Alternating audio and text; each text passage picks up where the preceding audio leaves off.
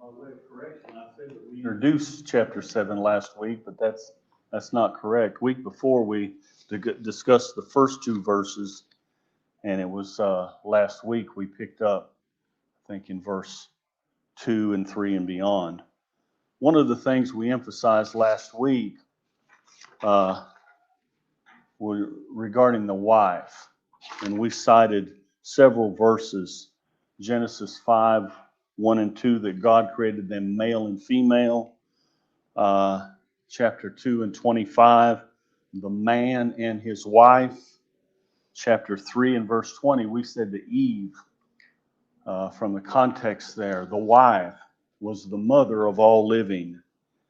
And we had several other verses that we emphasized, and we were trying to put a biblical perspective around who actually is a husband and who is a wife in context of the world's view.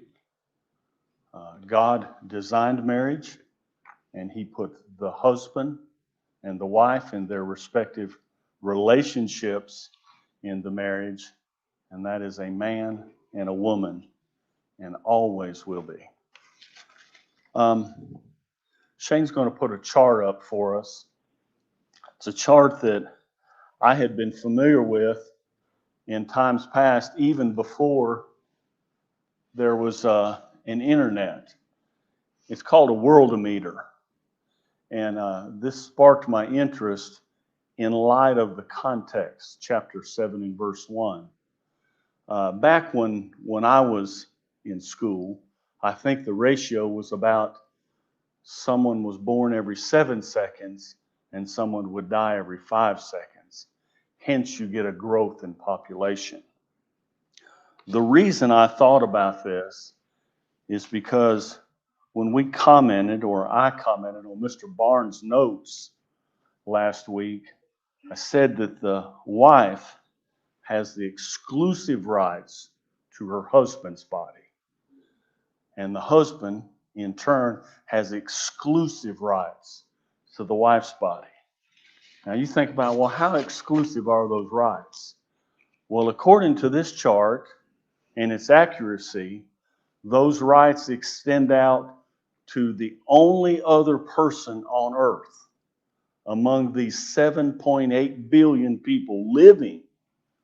Your husband has right to your body, and you in turn have a right to his if you're a wife. Those are pretty exclusive odds. That's a way for me to wrap my mind around how exclusive the marital rights is. How they are, and how precious and how they should be treated. We've heard phrases, and I think there's been in times past songs written about someone being 1 in a million or something like that. Well, really, it's 1 in 7.8 billion today. So maybe it helps you get your mind around how exclusive your wife should be to you and how you should treat her, and the wife the same to the husband. The other thing I wanted you to think of in respect to this chart, we said that a wife from the beginning in the garden was the one who could conceive and bear children. She's the woman.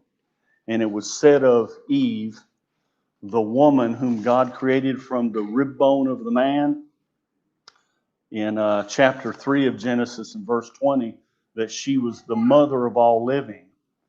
There are other charts and websites and places you can look that would suggest that possibly there's been 109 billion people born since the creation. Now, when you look at those websites, some of them have the lifespan of mankind being 50 million years, or there's all kind of parameters there. But if you take the garden scene and suppose that it's 5,000 to 6,000 years, it's possible that there's been 109 to 115, some would suggest 124 billion people born on earth from the garden. So Eve really is The woman, the wife in the garden scene, really is the mother of all of those in a sense. Now, if you think she's my grandmother and my great grandmother, and you go back and back and back, you have to go back a lot of grandmothers to get to her. But things that seem as simple as that in the Bible have a real meaningful context. She really is the mother or the grandmother or the great grandmother of all who have lived into the hundreds of billions. And that's the comment I wanted to make about that, and hopefully it sparks some thoughts in your mind. We're going to pick up our study here this morning at the end of verse 5 and into verse 6. Verse 4, we've emphasized that, but we'll back up and read a little bit. And I'm reading from the New King James Version. The wife does not have authority over her own body, but the husband does. And likewise, the husband does not have authority over his own body, but the wife does. Do not deprive one another except with consent for a time, that you may give yourselves to fasting and prayer and come together again, so that Satan does not tempt you because of your lack of self-control. We said that render is to give or transmit. So you're going to transmit the authority over your body to your spouse, and your spouse will do the same thing to you. In the marriage covenant, we said that Paul described it as affection in verse 3. Let the husband render his wife affection. We said that was intimacy and physical contact. I think in verse 5, do not deprive each other. That's what's under consideration here mainly. It's that physical intimacy. Do not deprive yourself of that except by consent and for a time, that you be not tempted. Deprive here, as some versions would depict it, would carry the meaning of deny, or to withhold, or to take something away. Possibly something that's a right and you're going to take it away. It says, do not deprive one another. Some suggest if you take it away, if you deprive your spouse of that, then you're defrauding them. It's a wrong against your spouse. This should not happen. You don't deprive that to your spouse, no matter your gender, no matter if you're the wife or the husband, unless you both consent to it. There's has to be a consent, and there should be a time specified. If you're going to agree upon this in your marriage to abstain from this, it needs to be mutual. There needs to be an established time. And in the context here, there's a reason. The reason that you would do that is to give yourself over, or to lend yourself, to dedicate yourself to fasting and prayer. That's for a specified time. And then you would come back together.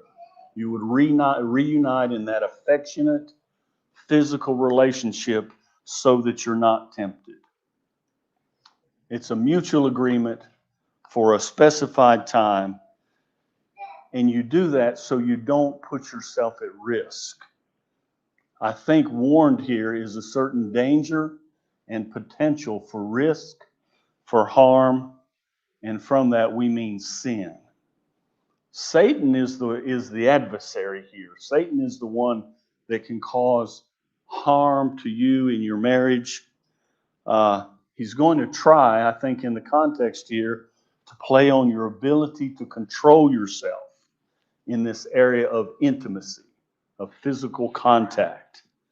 You will be vulnerable in your marriage if you and your spouse agree for a time that you're going to abstain that you might give yourself over to fasting and prayer, there's a certain vulnerability there. We can see here that Paul is warning them that there could be a danger. There could also be a benefit. If you sincerely dedicate yourself to fasting and prayer, there can be a derived benefit. I want you to consider the self-control depicted here. He says in the B part of that, very at the end, do that so that Satan does not tempt you because of your lack of self-control. Is this sin, this temptation that Satan would set before you, is it really that much different than any other sin that we encounter? I tried to stump myself last night as I was thinking about this, and I came up with the answer no. Really, I think in a certain sense, self-control is at the root of resisting the devil. And I think probably, certainly by inspiration, Paul's painted a picture here that we all can see. If you lack self-control, if you cannot temper your mind and your body and your desires, then you're tempted. Consider James chapter 1 and verse 14. James chapter 1 and verse 14. But each one is tempted when he was drawn away by his own desires and enticed. In the A part of verse 15, then when desire is conceived, it brings forth sin. Does that not paint a picture for you of the idea of self-control? Each man is tempted when he is drawn away by his own desires. Where does that temptation occur? Where do those desires first lay hold, or where's the seed planted? Well, it's in your mind and in your heart. If you can learn to control yourself, practice self-control, let it exhibit itself in what you think and how you conduct yourself, then I think you'll be aligning yourself with this admonition here. There's another thing I want you to consider. Marriage is honorable. Paul has already suggested that when he suggested if you couldn't abstain, then marry. Marriage is honorable. It's honorable to abstain and give yourself over to this certain dedication to fasting and prayer, but it's also honorable to come back together, that you be not tempted. So what Paul's discussing here, and these are my words, I put it kind of how I could remember it. You consent for a reason, for a season. This is a mutual agreement between husband and wife. It's consensual. So maybe one of the partner has need to dedicate themselves to fasting and prayer. So there's consent, there's a reason, and it's for a season. And by season there, I mean a specified amount of time. Then it's back to normal affections. And that's how you keep Satan warded off, if you will. Consent for a season, for a reason. In verse 6, Paul speaking here, but I say this as a concession and not a commandment. There's a disagreement among the scholars about which part of the chapter is under discussion here. Which part is being discussed, is the preceding verses or the following verses? If we back up to the preceding verses, verse 5 that we've just discussed, I don't think those are the indulgence that it was allowed. In verse 6, but I say this as a concession and not as a commandment. Some say that Paul has permission to do this, or an indulgence, or I'm allowed to say this. I give it as my opinion as an apostle that's inspired, but it wasn't a command. Well, that wouldn't apply to verse 5. Verse 5, these are pretty definite. This is a command given for a reason. Its a duration is a command, and the warning is a command. If we look back at verse 4, it's about the authority over one's body. Well, those are commands. Those are statements of fact from the inspired writer who gives us God's breathed instructions on a matter.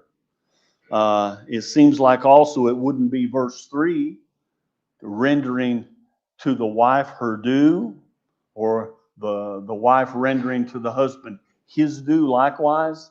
That wouldn't be an indulgence. That's a directive. Verse 2, nevertheless, because of sexual immorality, let each man have his own wife, let each woman have her own husband. It doesn't seem that that's an indulgence for Paul. Possibly, if it's the verses preceding verse 6, it would be in the B part of verse 1. His suggestion, it is good for a man not to touch a woman. I think Glenn had a question about that last week, and Rod commented on it, and that's in the marriage relationship. So is that an indulgence? Is it Paul's opinion that it might not be good to marry? Maybe that's the indulgence. But we know that marriage is good because he goes right into verse 2 and says, if you can't, then marry. Nevertheless, then marry. Then there's the commentators, they think it's verses 7, 8, and on preceding verses.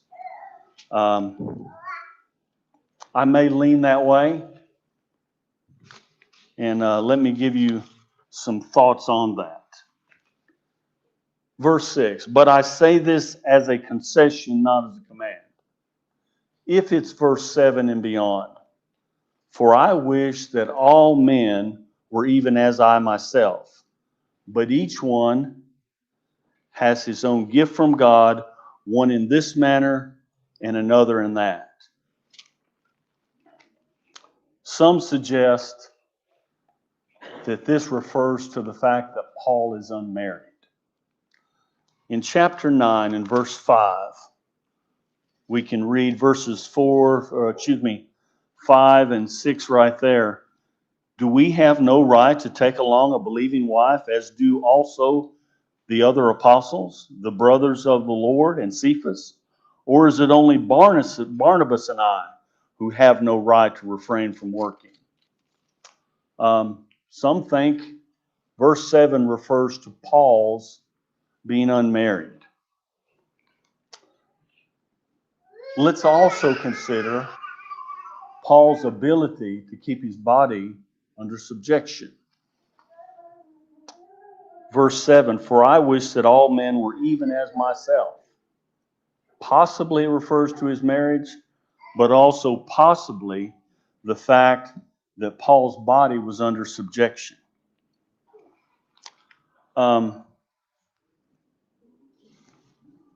Paul buffeted his body. He kept his body under subjection because he was fighting a good fight. In 1 Timothy chapter 6 and verse 12, fight the good fight of faith. Lay hold on eternal life, to which you were also called, and confess the good confession in the presence of many witnesses. So we should run the Christian life as if it were a race. Run it as to try and win it, not just be a participant in it. With preparedness, with discipline, with vigor. Do it vigorously. Vigor is defined with effort and with energy and with enthusiasm. In 1 Corinthians chapter 9, 25 and 26,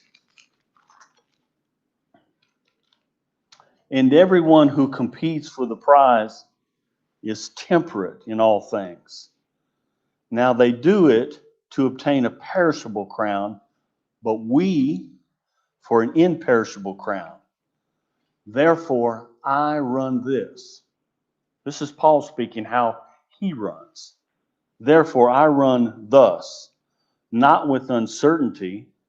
Thus I fight, not as one who beats the air, but I discipline my body and bring it into subjection, lest when I myself should become disqualified. Christians should not develop that sprinter's limp. I've often pointed it out to Jared through the years. You know, everybody thinks they can win when they're in the starting block. And you watch college, Olympic, high school athletes, and they feel good. They get in the block and they take off, and somebody gets out ahead of them, and they pull up. And they may have an injury, but it seems a lot of times the losers limp. I don't like to see athletes fall down and pretend they're hurt. My phrase is get up. Get up. Don't lay there and waller around. If you get beat and you get knocked down, get up. Don't develop a sprinter's limp in your Christian life. Buffet your body. Beat your body into subjection. Train your body to win this race. Fight the good fight of faith. Fight it as you're going to try and win it. Something I noticed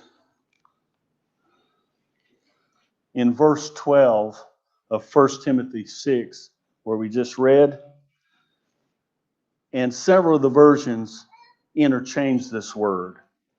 In the New King James, where I read it, it said, fight the good fight of faith, lay hold on eternal life. That word on had some significance to me. The admonition here in Timothy's writing was lay hold on eternal life. It seems like it's something you can put your hand on it. You can touch it. It doesn't matter your stature. This is not about laying hold with grip strength. Stephen's got a gauge at his work for grip strength. That's not what we're talking about here. We're talking about spiritual strength. Get yourself ready to run this spiritual race. Equip yourself to fight this fight. And when you fall, get up and fight again. This is about spiritual strength. If eternal life is something that you can lay your hand on, if you can lay your hand on it, you can touch it, it's real. It's not some mystical thing out there that we strive for and it may or may not be there.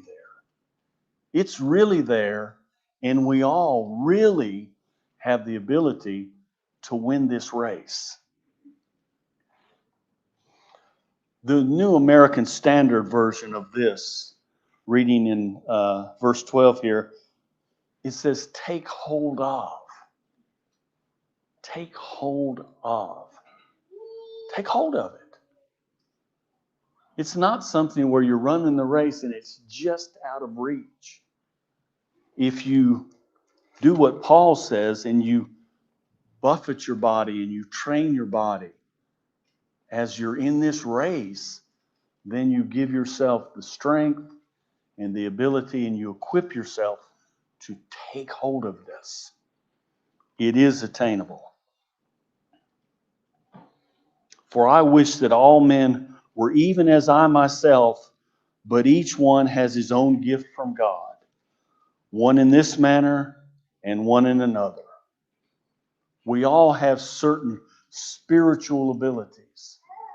We all have gifts from God. If in this context, Paul is talking about the ability to train and buffet his body and exercise self-control, well, we need to obtain these type of talents. But whatever talents we have, we need to use them that we may lay hold of eternal life.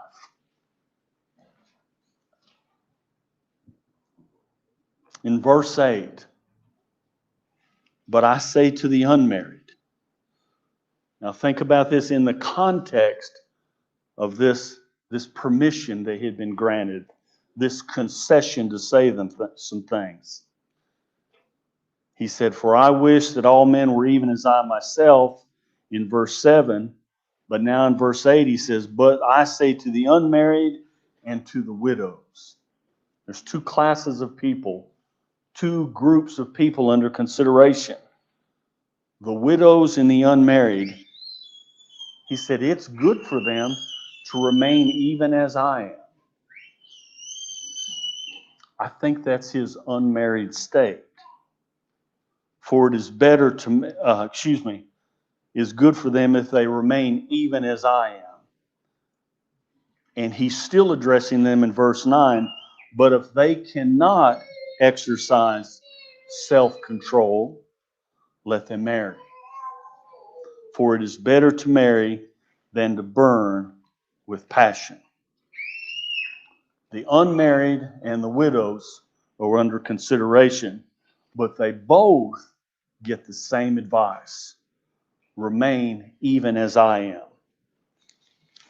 We've already read chapter 9, verses 4 and 5 that would indicate possibly that Paul was an unmarried man. And possibly the reason for this admonition is on down in chapter 7. Verses 26 and 27. I suppose, therefore, that it is good because of the present distress, that it is good for a man to remain as he is. Are you bound to a wife? Do not seek to be loosed. Are you loosed from a wife? Do not seek a wife. Also down in verse 32, there's reasons possibly that he would suggest to remain unmarried. But I want you to be without care. He who is unmarried cares for the things of the Lord, how he may please the Lord. But he who is married cares about the things of the world, how he may please his wife. There is a difference between a wife and a virgin. The unmarried woman cares about the things of the Lord, that she may be both holy in body and spirit. But she who is married cares about the things of the world, how she may please her husband. It is good for them. It is to be preferred. It's Paul's recommendation. It's good for them to remain as he is.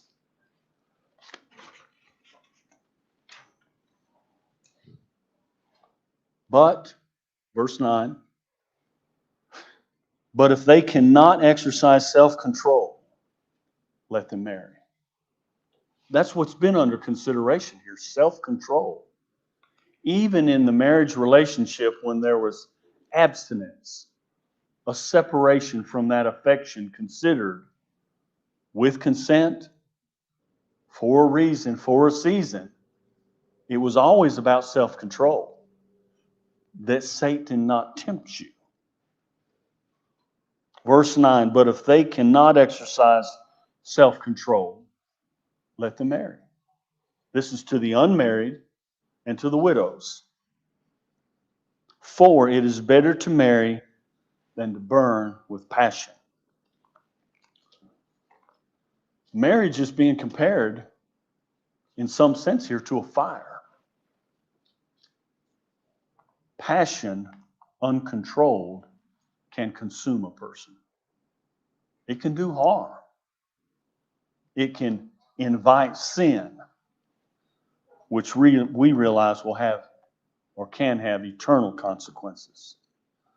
So marriage is being contrasted with that natural passion that burns within mankind. Fire consumes, and there's a certain cost associated with it. A lot of times, fire is not controllable.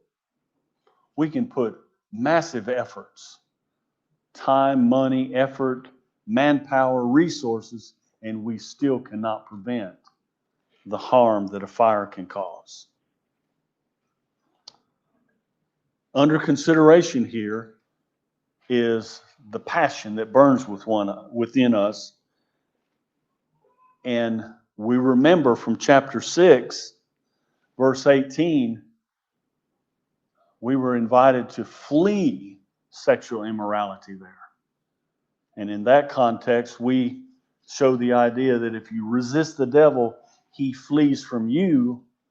And if you're tempted with sexual immorality, you flee from it. And so there's a separation.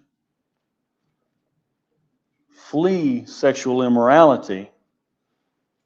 But if you cannot contain yourself, if you cannot exercise self-control, marry so that you don't burn with this passion. Something I want you to consider, because it's going to come up later in this chapter, is for the widows, the advice is a second marriage. If you can't exercise self-control, marry. I think a lot of us, most of us, realize that there's certain criteria for widows. For Christian women who have lost their spouse, there's certain criteria for marriage. For Christians in general, there's criteria about not being unequally yoked. But it's interesting to me here that this is a second marriage being recommended for widows if self-control is not getting the job done. I thought that interesting. Through verse 9, does anybody have any question or comment?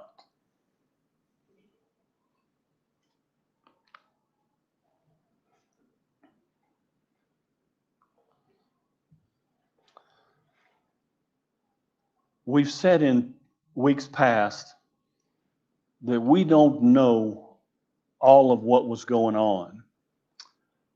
And I refer back to chapter 7 and verse 1. Now concerning the things which you wrote to me. We don't know what was written. We can only suppose or imply or maybe gather from his answer what the possible questions were. We know in chapter 5 it was reported to Paul. Is it in the same writing there? We said that Phoebe's household had let Paul know some things. So if chapter 7 verse 1 is the answer to those who are unmarried, is it good for a man to touch a woman? Paul said it's good for a man not to touch a woman in a marital sense. If that's the question there, and I say if it is, should Christians marry? Is it maybe that's the question or the meat of the question in verse 1? Should Christians get married, considering how things are? Possibly. Verse 10 is, should Christians stay married? If you're married and you become a Christian, what does that say about your marriage? It's just something to consider. One possible reason that verses 7, 8, and 9 were the indulgences allowed to Paul. I think, as Mr. Barnes would put it, that he was allowed to recommend those things or give guidance on those things. In verse 10, this is no longer advice from an inspired man.